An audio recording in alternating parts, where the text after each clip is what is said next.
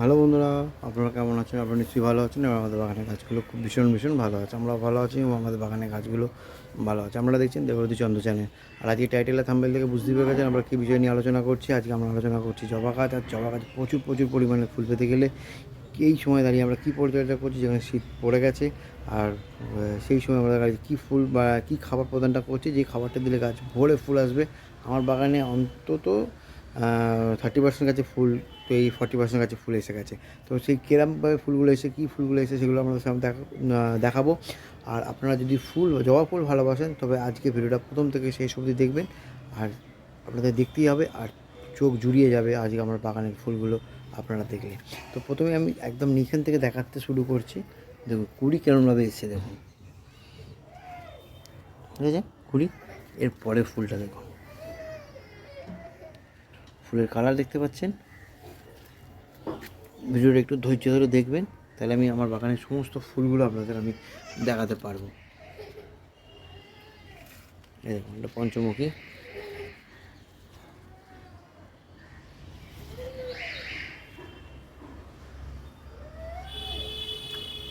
এই দিক থেকে দেখা, যারা জবা ফুল ভালোবাসে তাদের জন্য আজকে একটা বিশাল ব্যাপার। আর আমার বাগানের ফুলগুলো সাইজ দেখছেন,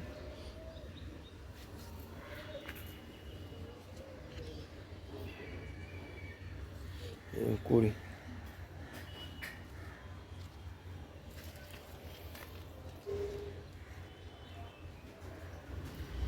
একটু ওই সাইডে যাব, ভিডিওটা একটু একটু হয়তো বড় হবে, একটু ধৈর্য ধরে যদি দেখেন তাহলে আপনাদেরই লাভ হবে। এরকম সাইজের ফুল আপনাদের বাগানে হবে।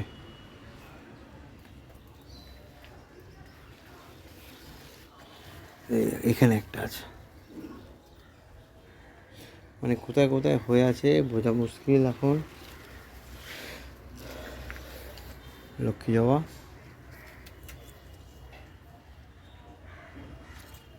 এবার আমরা ওই সাইডটায় যাবো। 420 তো এসছেই।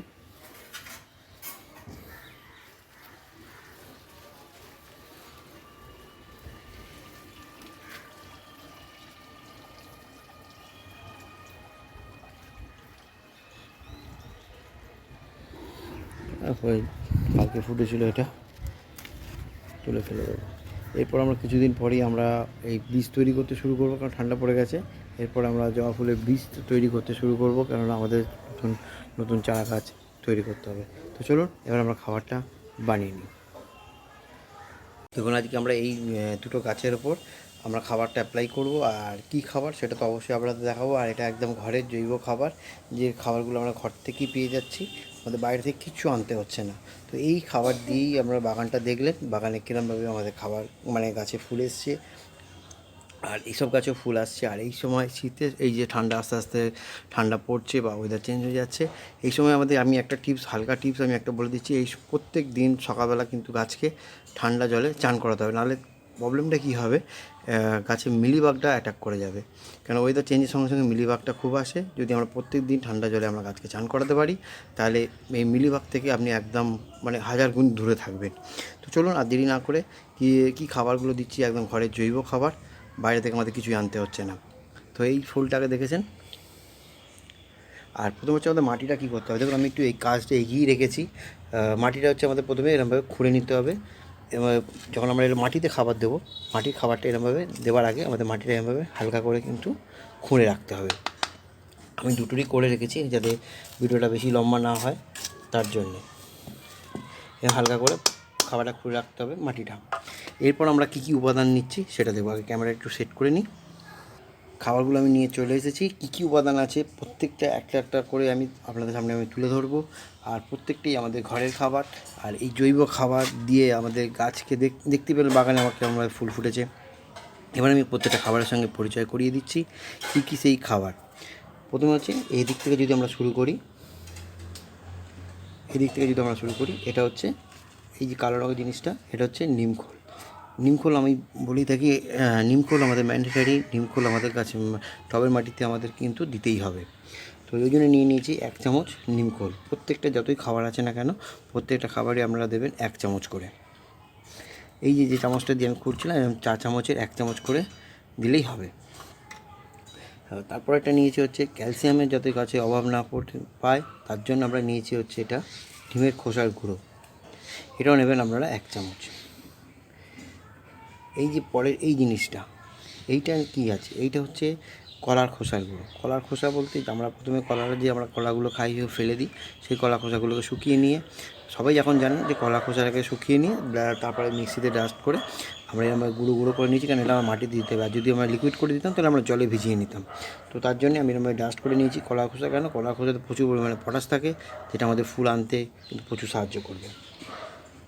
নেক্সটটা এইটা হচ্ছে আমাদের চা পাতা। প্রত্যেকটা আইটেম কিন্তু 1 চামচ করে নিতে হবে। আর প্রত্যেকটা আইটেম একটুখানি লিখে নিন, মাথায় কিন্তু পজ করে দেখে নেবেন।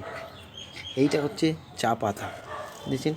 এখন চা পাতা হচ্ছে আমাদের ইউজ করা না, এই চা পাতাটা হচ্ছে একদম দোকান থেকে আমরা চা পাতাটা কিনে আনছি, সেই চা পাতাটাই কিন্তু আমরা এখানে রেখেছি। কোনো ইউজ করা চা পাতা না। ইউজ করা চা পাতা হলে শুধু নাইট্রোজেন থাকবে, আর যদি ইউজ না করে আপনি দেন এর মধ্যে কিন্তু আপনার অ্যাসিডিক ভাবটা থাকে। ওই অ্যাসিডিক ভাবের জন্য, আর জবা গাছ অ্যাসিডিক মাটি পছন্দ করে, তার জন্য ইউজ যতটা না পারবেন না করে দেওয়াটাই ভালো। আচ্ছা, এইটা আমি পরে বলছি কী আছে, এটা চকচক করছে, এটা কী আছে আমি একটু পরে বলছি। তারপর নিচে আমরা, এটা হচ্ছে সর্ষের গুঁড়ো খোল। সর্ষের গুঁড়ো খোলও দিতে পারেন, বা আপনি বাদাম গুঁড়ো খোলও দিতে পারেন। আমি এখানে আরেকটা জিনিস রেখেছি, সেটাও বলবো। এটা হচ্ছে আমি নিয়েছি হচ্ছে সর্ষের গুঁড়ো খোল, কেননা নাইট্রোজেনটা আমাদের প্রচুর পরিমাণে দরকার। চা পাতাতে দিয়েছি, এতে অ্যাসিডিক হবে। আর নাইট্রোজেন কেন দরকার, এই সময় গাছের বৃদ্ধির সাথে সাথে, কারণ আমাদের এই টপিক্যাল জবাগুলো এই সময় বৃদ্ধি পাবে, আর প্রচুর পরিমাণে কিন্তু ফুল আছে পুনে, ব্যাঙ্গালোর, যত জবা আছে। তার জন্য নিচে হচ্ছে 1 চামচ সর্ষের গুঁড়ো খোল। তারপরে একটা আমি কি নিয়েছি, 1 চামচ হলুদ গুঁড়ো। কেননা হলুদ গুঁড়ো অ্যান্টিঅক্সিডেন্টের কাজ করবে। কেননা হলুদ গুঁড়োতে এই যে আমাদের টবের মাটিতে কেঁচো, কেন্ন, বা সবথেকে বড় প্রবলেমটা কী হয়, যে পিঁপড়ে। এই পিঁপড়েটা কিন্তু এই হলুদ গুঁড়ো দিলে পিঁপড়েটা আমরা কিন্তু গাছে থাকবে না। আর দেখবেন একরকম কেন্নর মতন মানে লম্বা লম্বা কালো কালো পোকাগুলো থাকে, সেগুলো কিন্তু এই হলুদ গুঁড়ো দিলে চলে যায়। তো হলুদ গুঁড়োটা মাস্ট। আর এইখানে যেটা রেখেছি কালো রঙের, এইটা হচ্ছে বাদাম গুঁড়ো। বাদাম গুঁড়ো খোল, মানে বাদাম গুঁড়ো খোল নয়, এটা হচ্ছে আমাদের যে বাদাম আমরা বাজারে পাওয়া যায়, কাঁচা বাদাম, সেইটাকে গুঁড়ো করে এটাকে রাখা আছে। এটাকে আমি ডিকম্পোস্ট করে নিয়েছি, কারণ এটা আমি অনেকদিন আগে করে রেখেছিলাম। এটা আস্তে আস্তে ওই জন্য এরকম কালো আকারে পরিণত হয়েছে। সেই বাদামটা আমরা কিনে এনেও আমরা সঙ্গে সঙ্গে দিতে পারেন, কোনো অসুবিধে নেই। আর কেউ যদি মনে করেন এই সর্ষে গুঁড়ো খোল দিতে চাইছেন না, দেওয়ার দরকার নেই। আমরা যে বাড়িতে সর্ষে খাই, সেই সর্ষেটাকে গুঁড়ো করে আজকে গুঁড়ো করে আপনি কালকে দিতে পারবেন। আজকে গুঁড়ো করে রেখে দেবেন, কালকে আপনি গাছে দিতে পারবেন। এটার পরিবর্তে ওটাও আপনি ইউজ করতে পারেন। আর এখানে রেখেছি আমি, ওটা হচ্ছে এই বাদাম গুঁড়ো খোল।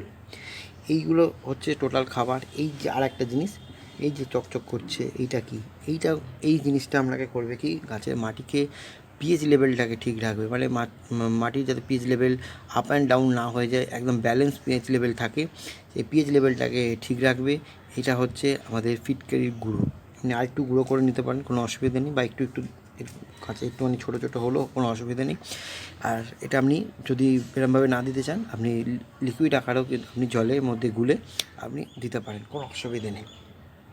এই হচ্ছে টোটাল খাবার। আমি আরেকটা খাবার দেবো, সেই খাবারটা হচ্ছে এগুলো আগে মিক্সড করে নিই, মিক্সড করার পর ওই খাবারটা আমি দেবো। আর এগুলো টোটাল খাবারটা আপনারা দেবেন 1 চামচ করে। সমস্ত খাবারটা আপনারা 1 চামচ করে দেবেন। দিলে 8 থেকে 10 যে 10 ইঞ্চি টবের জন্য আমাদের 1 চামচ যথেষ্ট। 8 থেকে 10 ইঞ্চি টবের জন্যে এই খাবারটা 1 চামচই যথেষ্ট।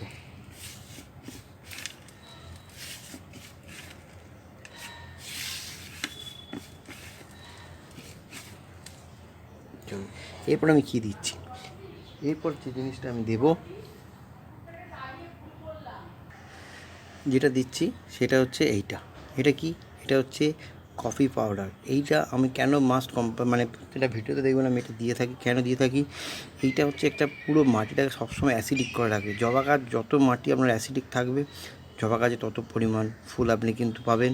আপনার মাটির জীবনে কখনো অ্যালকালাইন হবে না, বা মাটির পেঁয়াজের নিচে যে আমাদের খাবারগুলো আপনি যে ওই যে আমরা মাটিতে যে খাবারগুলো দিই, অর্ধেক খাবার রয়ে যায়, সেই খাবারগুলো গাছ নিতে পারে না। এই কফির জন্যে মাটির যে নিচে যে খাবারগুলোর বাদবাকি অবশিষ্ট খাবারটা যেটা রয়ে যাচ্ছে সেই খাবারটাকে পুরো ভেঙে দিয়ে আজকে সেই খাবারটাও যাতে গাছ নিতে পারে সেটা সাহায্য করে। তো এই খাবারটাও 1 চামচ আমি এর মধ্যে দিয়ে দিলাম। মানে একটা কফির পাতা, আপনি যে 2 টাকা দামের যে কফির পাতাগুলো হয় সেই কফির পাতাটাও যদি দিয়ে দেন তাতেও আপনার কাজ হয়ে যাবে। চলুন, পুরো খাবারটা আমাদের মিক্সড হয়ে গেছে। আর এই খাবারটা আমাদের 1 চামচ 8 থেকে 10 ইঞ্চি টবের জন্যে 1 চামচ যথেষ্ট। তো চলুন আমরা বাগানের সমস্ত গাছকে তো দেবো, আগে সামনের যে 2টো গাছ আছে এই 2টো গাছকে আমরা খাবারটা প্রদান করে দেবো। দেখুন 1 চামচ আমি খাবার নিয়ে নিয়েছি, এরকম করে ব্যাস। দেখুন আমি 1 চামচ খাবার নিয়ে নিলাম, নিয়ে আমি এই গাছটাতেও প্রদান করে দিচ্ছি।